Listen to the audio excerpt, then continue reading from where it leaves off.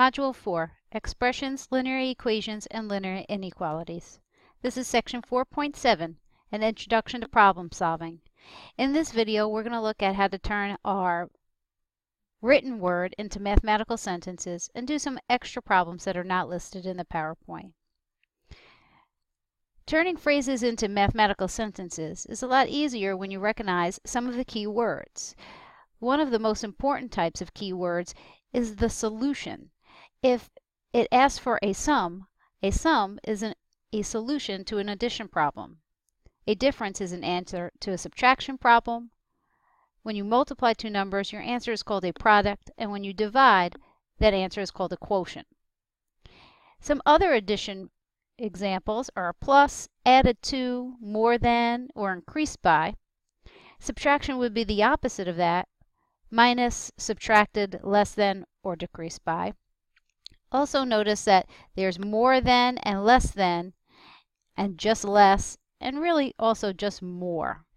The less than and the more than often means that you may want to flip the order that it's listed in. For multiplication, besides product, it may also say times or multiply. It may also say twice or 3 times a number. It may say squared, which means times itself, and of very often means to multiply. For division, besides quotient, there's divide. It may say into. It may say equally distributed. It may say divided by. And a ratio is another way to talk about a fraction, which is a way to write a division problem. For your equal sign, it may just simply say equals, or is equal to, perhaps yields, represents the same amount, or amounts to. Let's look at some examples. The product of twice a number and 3 is the same as the difference of 5 times the number and 3/4. Find the number. So the number, that's going to be your variable. You don't have to use x, but x is the most common. You may want to write a let statement, like let x equal the number. If you only have one set of variables, it's not too hard to keep track, but if you have to define a couple of different terms, you might want to write that off to the side. Product means to multiply, so the product of 2 times a number, so a number that I've doubled, and 3, so the product of these two numbers is the same as, and same as means multiply, equal to, difference is subtract 5 times the number, same number, and 3/4. When we put all these pieces together, we'll have our mathematical sentence. Twice a number, and the product of 3, which will eventually just be 6x, is equal to 5 times the number minus 3/4. You can then begin to simplify and solve. We'll need to bring the 5x to the other side because we want variables on one side and numbers to the other. 6x minus 5x is just an x, and there's a invisible 1 out front. So we're really done after that step. We don't need to divide both sides by 1. Our answer is x is equal to a negative 3/4. You can check your work by taking your answer and substituting that value in and seeing if you actually get a true statement. If you get a true statement, then your answer is correct. Let's look at another. Twice a number, so 2x plus 3, so add 3, is the same as, that's my equal sign, that same number, so we'll use the same variable, and then minus also means to subtract. So we have a two-sided equation. We'll subtract x from both sides, which they've put on the ends here. 2x minus an x will leave you 1x, and of course x minus x adds to 0. I'll have x plus 3 is equal to a negative 6. Subtract the 3 from both sides. That will add to 0, and x is equal to a negative 9.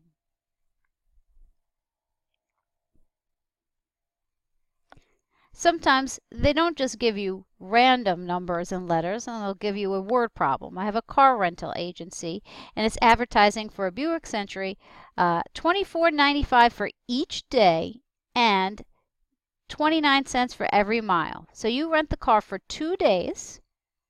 How many whole miles can you drive on $100? So the question is, how many whole miles? So X is going to be the number of whole miles I can drive. I know that it's going to cost me 29 cents for each mile.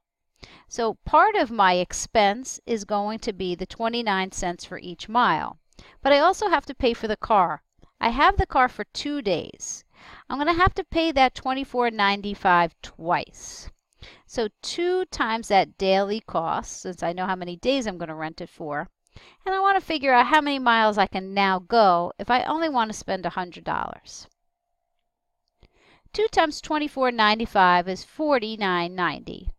I still need to solve for X, so I'm going to subtract the $49.90 on both sides. Over here we'll add to 0 and I'll be left with the 0.29X, and 100 minus $49.90 would be 50.10. Divide the 0.29 off on both sides, and you can drive 172.75 miles. They ask about whole miles. You can't really round up or else you won't have enough money. So you really can only drive 172 miles. The measure of a second angle of a triangle is twice the measure of the smallest angle. So, of course, our triangle will have 3 angles. And they're going to talk about 2 of them in terms of the other. So the measure of the second angle, so this, let's say this is my first angle. We don't know that yet. And then we're going to work on our second angle. So my second angle is the smallest angle twice. So whatever my smallest angle is, let's make that my first angle. I'm going to have to need that times 2. So whatever this is, times 2. Now let's talk about our third angle. And the third angle is 3 times the smallest angle. So whatever the smallest angle is 3. So we're going to have to let this be our smallest. If this was 10 degrees, this would have to be 20 because it said double. So 2 times that. If this was 10, that would have to be 30 because I said 3 times. And now I have my 3 angles. The sum of the angles of a triangle always equals 180 degrees. So when I add these 3 things up, it has to equal 180. So a 1x plus a 2x plus a 3x is going to be 6x. When I divide both sides by 6, I have that the smallest is 30 degrees. Well, if the smallest is 30, 2 times that will give me 60. That's my second angle. And 3 times that will give me 90, and that's my third angle. So I have a 30, 60, 90 triangle.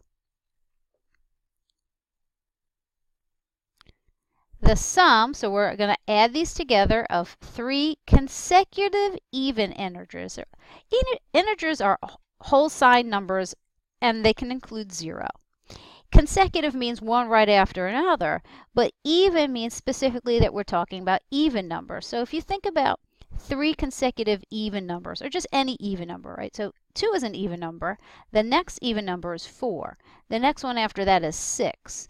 2, 4, 6 are consecutive even numbers.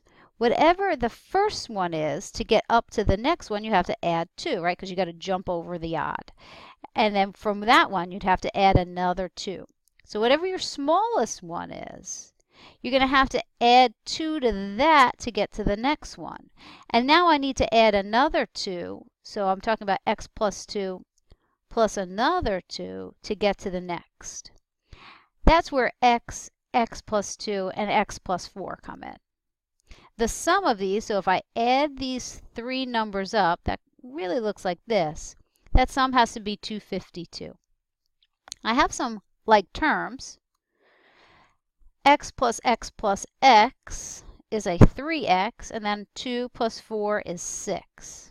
Subtract the 6 for a 246, and then divide by 3, And your smallest is 82, which means 2 more after that would be 84. And 2 more after that, or x plus 4, would be 86. And then, of course, you can check it by adding them up. Strangely enough, if this said 3 consecutive odd integers, you would still be working with x, x plus 2, x plus 4. Because if you have 1, 3, 5, you still have to have 2 jumps to jump over your even numbers. Let's look at some examples. I have 7 examples that we're going to look at. The first 2 are just regular math sentences, and then the rest are going to be word problems. 8 is added to a number. So whatever number you have, add 8 to that. So I don't know what the number is. That'll be x. Of course, I have 8 there. So I have 8 added to the number, which is actually x plus 8. Now, addition is commutative, so it's forgiving. But if you add to something, the thing that you're adding it to has to come first. So if you're putting chicken in a pan, you need to have a pan first. Take that sum, because we're adding it, and it's doubled. So whatever this is, I'm going to say times 2. The result, so the answer, is going to be a negative 11 less than that same number. So whatever that number is, subtract off a negative 11. So now I can distribute and get 2x plus 16 is equal to x. And if you don't like double signs, I don't, think about multiplying them. What would the answer be? Well, a negative times a negative is a positive. So I can take my doubles and turn it into just 1. I'll need to move the x to the other side. So I have x minus 2x minus an x, which will leave me with just x plus 16. I have a negative 11 over there, so subtract 16. And it turns out that the number, I'll put my answer over here, is going to be a negative 27. The difference between 2 positive integers. So just any 2 numbers. We don't know if they're consecutive or not. We just know that they're positive sign numbers. We know the difference between them is 42. So we're going to subtract it, and the answer is going to be 42. One of the integers is 3 times bigger than the other. So whatever the other one is, we don't know. This is 3 times bigger. So if it was a 2, this would be 3 times 2. That would have to be a 6. Whatever this one is, the bigger one is 3x. So I have 3x, big number. I'm going to take out my small number, and that, I'm going to move this over, is equal to 42. So 3x minus an x is a 2x. So one of my numbers is a 21. And if one of my numbers is a 21, that means 3 times that number has to be my other one, and that has to be 63. And 63 minus 21 is indeed 42. Let's look at some word problems. I have 2 numbers on 2 adjacent, so right next to each other, hotel rooms. They're 2 consecutive odd numbers. So think about these 2 doors, and like one room is 11 and one room is 13, right? So consecutive, right next to each other, and they're odd. The sum, if I were to add these 2 door numbers together, is 1380. Well, I don't really know that this is an 11. I just know that this one comes first. That will have to be x. And I need to jump over the even number to get to the next odd number. So the difference between any 2 consecutive is 2. So this would have to be x plus 2. So I have x plus an x plus 2, since I'm talking about a sum. And that has to equal 1380. So I have 2x plus 2 is equal to 1380. I'll subtract off the 2, and I get 1378. And when I divide both sides by 2, I get that one of the door numbers, the first one, is 689. So not 11, but 689, which means that this is not 13, but 691. Similar question in number 4, but now I have left and right pages of a book. So I have my book, and I have these 2 page numbers. Right? They're 2 consecutive natural numbers. Natural numbers just means it can't be negative. We're talking about from 0, although you wouldn't have a page 0, up from 1 to infinity. If I add these 2 page numbers together, like I added the doors, the sum is a 349. So if this was page 10, this would be 11. If this was 12, this would be 13. I don't know what this one is. That's my first one. But the very next one has to be just one more, x plus 1. And that sum is 349. So I have a 2x plus 1 is equal to 349. Which means I'm going to have to jump this way. 2x is equal to 348 when I subtract 1 from both sides. Divide by 2, and you get your first page is 174. So that means the next page has to be 175. 3 more. A college graduating class is made up of 450 students. There are 206 more girls than boys. We don't know how many boys there are.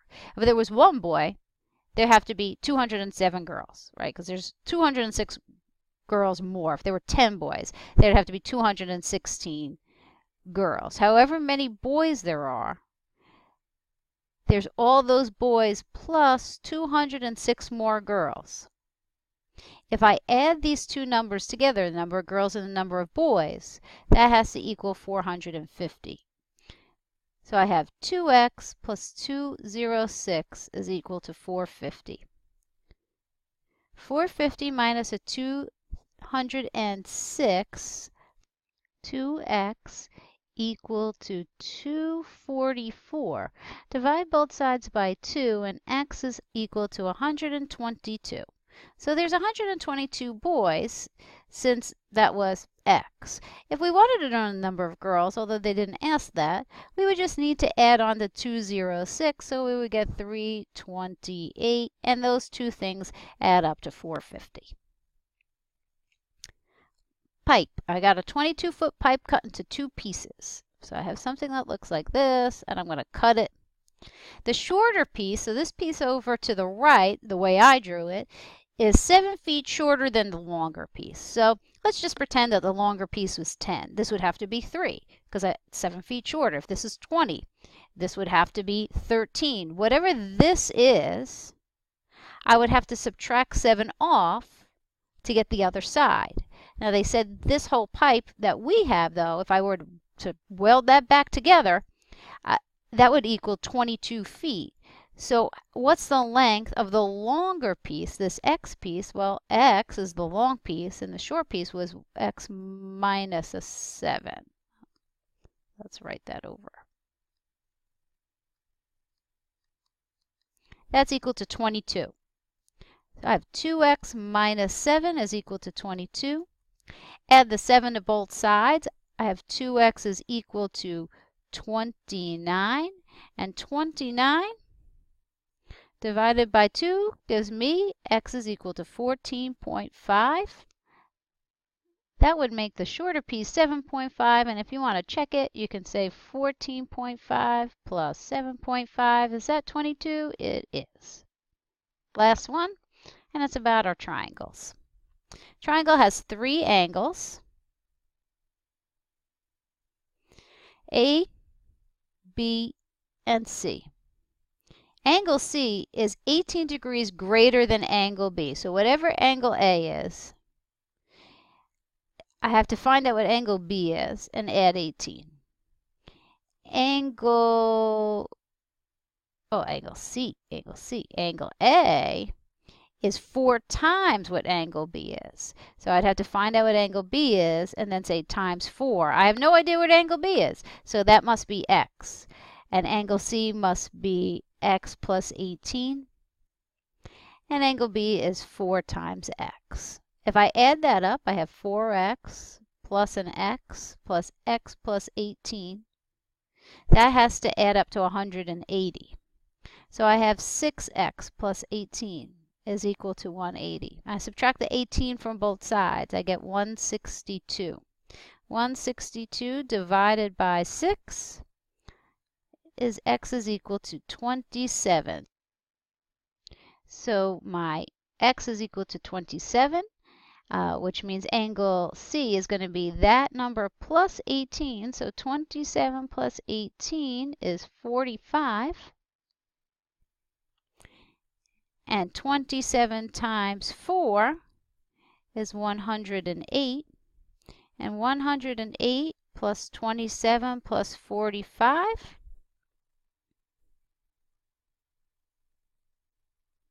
is 180.